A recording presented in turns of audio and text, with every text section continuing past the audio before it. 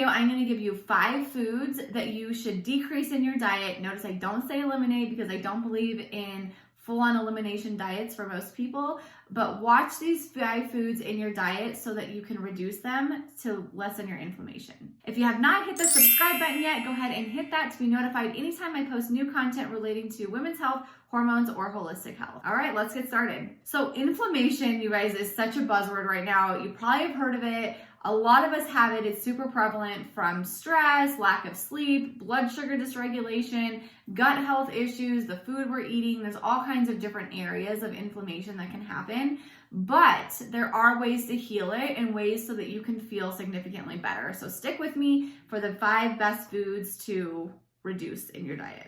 Okay, so if you want to battle inflammation, you want to start by adding certain foods to your diet. So I'm always a fan, instead of talking about, you can't eat this, you need to take this out, don't do this, what can we actually add? And I think, in my opinion, when I started to adopt that mindset of like abundance, what do I need to add to my diet? That actually started to push out some of the other things and also help my mindset in a way that I felt like I wasn't being deprived all the time. So things like fatty fish, nuts, vegetables, fruits, all of these really micronutrient dense, mineral dense foods will really start to give your body the things that you need and help with inflammation. We really want to balance our omega-3 fatty acids with our omega-6 fatty acids to make sure that we are balancing that inflammation. So number 1, you guys, probably one of the worst culprits for inflammation, unfortunately, is added sugars.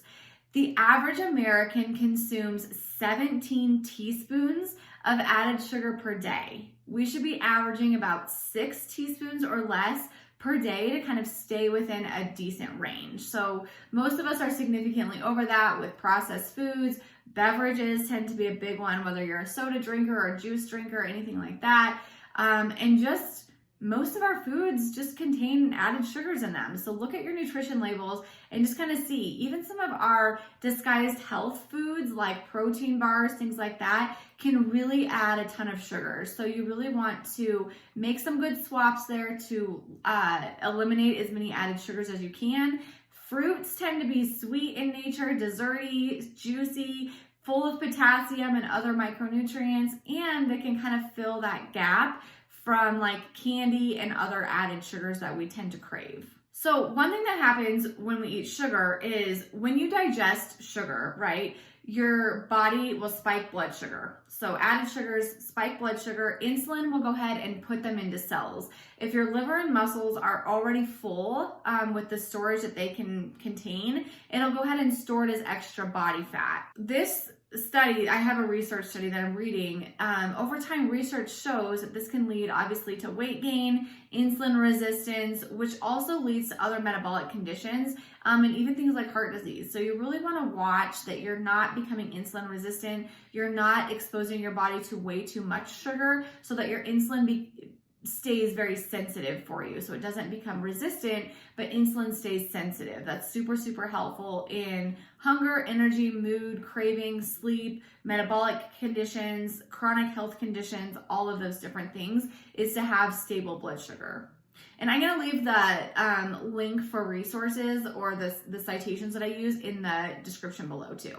So number 2 is omega-6 fatty acids. These our body will use for energy, but they also are inflammatory. And so you want to make sure that you're getting in those omega-3 fatty acids like we talked about, like nuts and seeds, fatty fish, olive oils, things like that, versus some of the omega-6, the more inflammatory oils and things like that, like grapeseed, canola, vegetable oils, trans fats. Those types of things will cause a ton more inflammation in your body. And you also want to look at the cooking set point of these oils. So some foods can be heated to a higher temperature without becoming rancid, where other ones need to be maintained at a lower temperature to not become rancid and then create a bunch of inflammation in your body. Okay, refined carbohydrates. So this also kind of goes with our conversation about added sugar, but refined carbohydrates, cookies, crackers, cakes, pastries, breads. There are options that are a little bit less processed of these things. You certainly can make less processed versions of these at home. So it's not that we have to eliminate all of these things, but some of our like very conventional, like lower cost items of this can contain a ton of refined carbohydrates, which are basically stripped of all of their nutritional value and the fiber.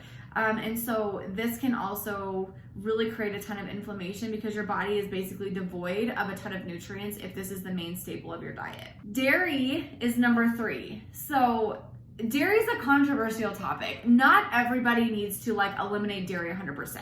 I'm a big fan of thinking that everyone has a set point of like these things they can consume. So again, unless you have celiac where you need to 100% eliminate gluten, or a food allergy or something like that where like it does need to be 100%, there are 100% definitely people who need to avoid these things 100%. But the average person, it's like maybe they think they're not sure if they're getting symptoms or not from these foods. You probably could have like a tiny bit of dairy every once in a while versus, you know, eating a yogurt and then cheese and then cream or, you know, creamy dressings or whatever, and eating 5 servings of dairy a day. So maybe you could have it once or twice a week in like a small amount or something and do just fine with it. But dairy, kind of how I look at dairy is actually very micronutrient dense, especially like in good quality, organic, raw types of milk. Super nutrient dense. They have amino acids in there, they have calcium, they have copper, they have a lot of great things. So if you can handle it, get your, you know, full fat dairy, your yogurt, whatever, and eat small amounts of that because that is helpful for you.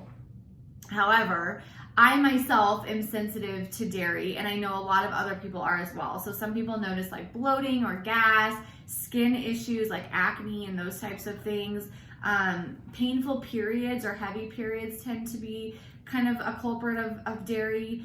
And the way that I kind of look at this, outside of like conventional testing, like food sensitivity testing and things like that, is if people have a history of things like tonsillitis or ear infections, even as a kid, or hay fever, allergies, sinus infections, sinusitis, those types of things, you may have a sensitivity to what I call A1 casein, which is a type of protein that's in a lot of cow's milk dairy. Sheep and goat's milk is a little bit different, but this A1 casein is what people are typically sensitive to. So if you have that history and you're noticing like estrogen dominant symptoms, so you're noticing cramping and breast tenderness and clotting and heavy periods and those types of things, ovarian cysts, PCOS, those types of things, and you have that connection to the ear, nose, and throat stuff, you probably will do better avoiding some of the dairy. There is a connection between histamine. Histamine is dairy is a histamine stimulating food.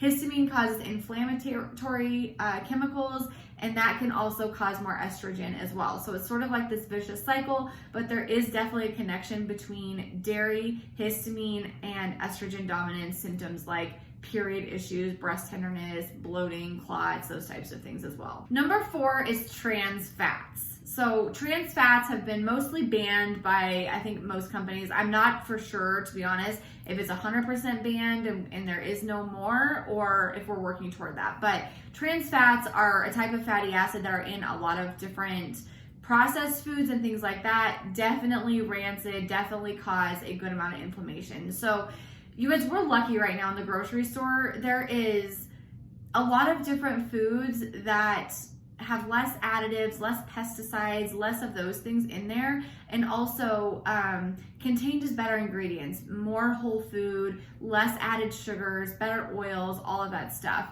Now, I will say, while that is the case, there also is the case of products greenwashing things, which means that companies are smart, right? They know what people want, and natural, holistic, those types of buzzwords are important to a lot of people right now. A lot of people want those types of products, and so a lot of products have gotten really smart and started marketing the word natural. Natural is unregulated, unfortunately, and so you really want to flip over your products, whether that's, you know, we're talking about food today, but whether that's like body care things as well, or cleaning products, those types of things, flip it over, look at the actual ingredients in there and see if there's, the least ingredients, the better, obviously, when we're looking at food. So if you can get foods that have, 5 or 6 ingredients versus 25 ingredients, that's probably going to be better for you. Ingredients that your grandmother can pronounce is helpful for you. All of these different things. And this isn't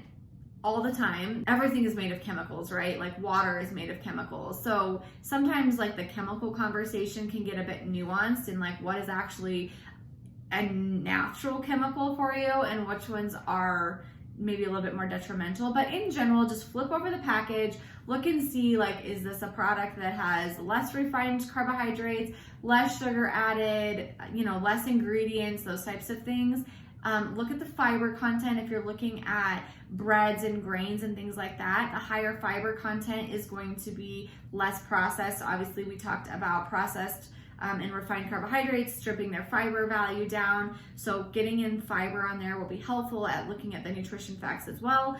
And just go for like products that, again, just feel a little bit more whole food nutrition to you. And like I said, we're lucky that a lot of those things can actually be convenience foods now and packaged, and that is really helpful. I hope this video was helpful for you. Again, don't worry about eliminating everything from your diet that we talked about today. Work on adding micronutrient dense foods. So things like fruits and vegetables and your fatty fish and animal proteins, good quality like grass-fed animal proteins, eggs. Those types of things will help give you the nutrients, and then you will be obviously more full, focused on getting those things in, that by nature you will start crowding out some of these other things. And when you eat more whole food nutrition, you get more protein in, you get more fiber in, you by nature just literally crave less sugar and less refined carbohydrates as well. So anyways, I hope this was helpful. If you have friends and family that need this message, forward this video over to them, share this with them. And if you want a free download, 6 evidence-based habits to healthier hormones, I have that in the description below. It's alliedamron.com/habits. This is just 6 habits that you can start implementing one by one. You don't even have to implement all 6 together to just start the journey to healthier hormones. I hope this was helpful. And if you have not subscribed yet, go ahead and click the subscribe button and the bell to be notified anytime I post new content relating to women's health, hormones, or holistic health.